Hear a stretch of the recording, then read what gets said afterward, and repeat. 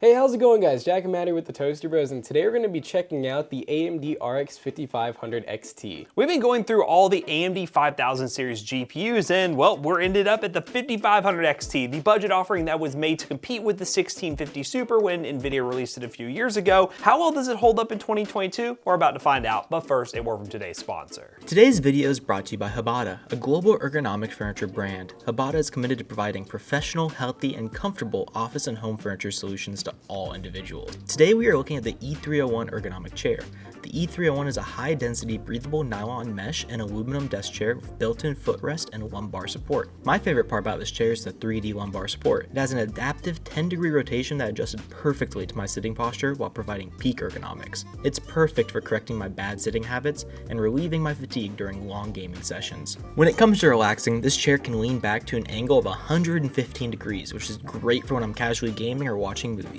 When you pair this with the 8cm height adjustable armrest and retractable footrest, it's easy to adapt this chair into being a comfortable leisure time recliner. If you're in the market for a comfortable ergonomic chair that is also aesthetically pleasing, the Hbada E301 is right up your alley. Check out the link in the description down below and use the code to get one today. You won't be disappointed. Big thanks again to Hbada, and let's get back into the video. So at the time of recording this video, we picked up this 5500 XT 8GB for $130. Now you can also get the 4GB model for slightly cheaper, and you're going to see pretty similar performance between the two, but like we said, 1650 level performance, but double the VRAM on this card here. Now we're going to go over some of the key specs of this graphics card, but I do want to preface at the time of recording this video, there is a lot of changing happening to GPU prices. So something like an RX 6600, a newer card, is only about $30 to $40 more expensive. Sometimes we do some deal hunting, so obviously if that is the case in your country, pick up that card for sure. But we wanted to go ahead and focus on this card because it is still cheaper and see exactly what kind of performance you can still get.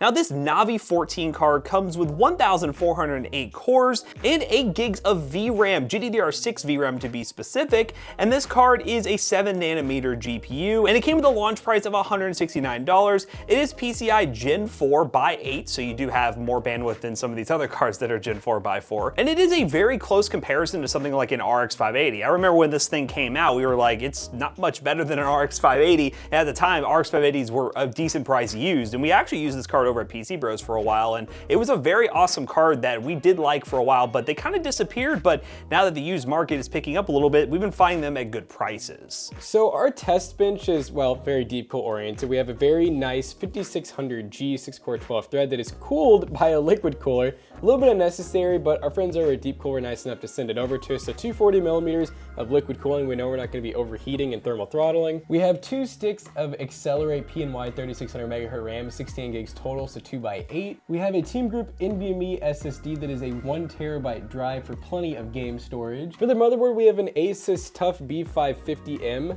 And then the power supply is an XPG 650 watt, which is more than enough for this test bench. And it's all inside of this nice mid-tower deep cool case that has some nice ARGB fans in it. So what we're gonna go ahead and do is throw the 5500 XT in this test bench and play some of the latest titles out there. And then we'll wrap this video up real quick and discuss the value proposition of the 5500 XT.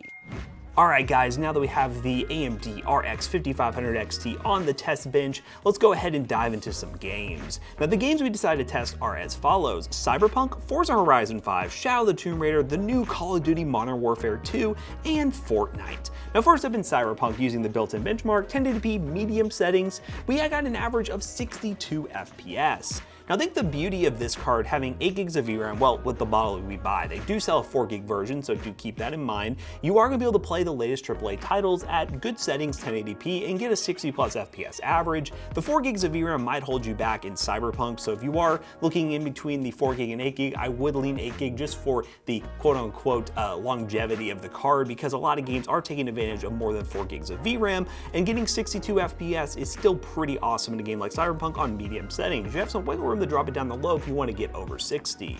Now next up is another demanding AAA title, Forza Horizon 5. At 1080p on medium settings, we got a 78 FPS average. I was really impressed to see that this is still getting consistently, well, comfortably over 60 FPS in a really demanding AAA title like Forza Horizon 5.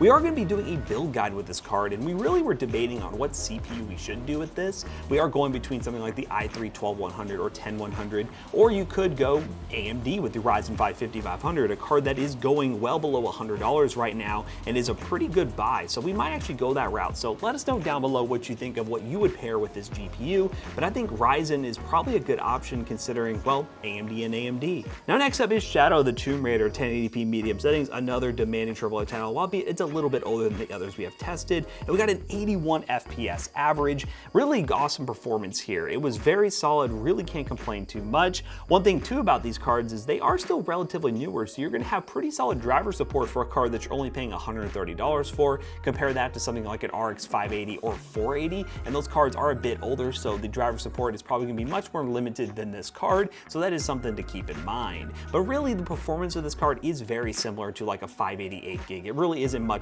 better or worse, so if you are looking at 580s as well, RX 580s that is, you wouldn't be disappointed with the performance. It'd be very similar to this card. Now, a game I was a little bit weary about testing was Call of Duty Modern Warfare 2, the brand new one. 1080p balance settings, and we actually got 60 plus FPS. The frame times are a little bit weird, and we did dip below 60 at times, but it was running. Now, there was some weird artifacting effects going on in the distance sometimes I noticed. I know AMD drivers tend to be a little bit weird on new game launches, so keep in mind there were some weird artifacting things going on, but overall the gaming experience was really solid.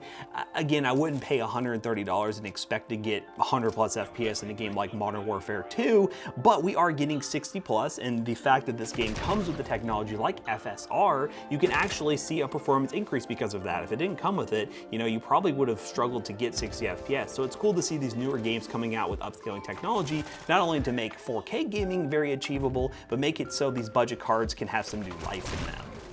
And last, of course, we had to test Fortnite. Epic view distance, everything else on low, 1080p, and we got 60 plus FPS. We were getting a lot of stutters though. AMD cards are really weird in Fortnite. Sometimes it runs great, sometimes it's pretty stuttery, and as you can see right here, it wasn't a super smooth 60 plus FPS. I wouldn't really recommend this for high refresh rate or anything, but if you are playing Fortnite casually, you'll have no problems whatsoever here. You can always go performance mode, and depending on what CPU you have with this thing, you may get better results because, again, Fortnite is a very CPU dependent game, but we like to test it because a lot of viewers here like to see Fortnite, so here you guys go. But overall, I think the 5500 XT is a really awesome card. Yes, the RX 6600 being $160, just $30 more on the used market right now on average, kind of defeats its value in all honesty, but if you're in another country where that's not the case, or you're in a region where this card is cheaper, like $100 or $120, I still think it's really good for a $500 or even $450 gaming PC build, which we will be doing here on the channel, so stay subscribed for that. But yeah, that's the 5500 XT, really awesome card. I do like this MSI mech model. It's pretty well designed and stayed really cool during our testing. Let's go ahead and bring Jackson back in here to wrap this video up real quick.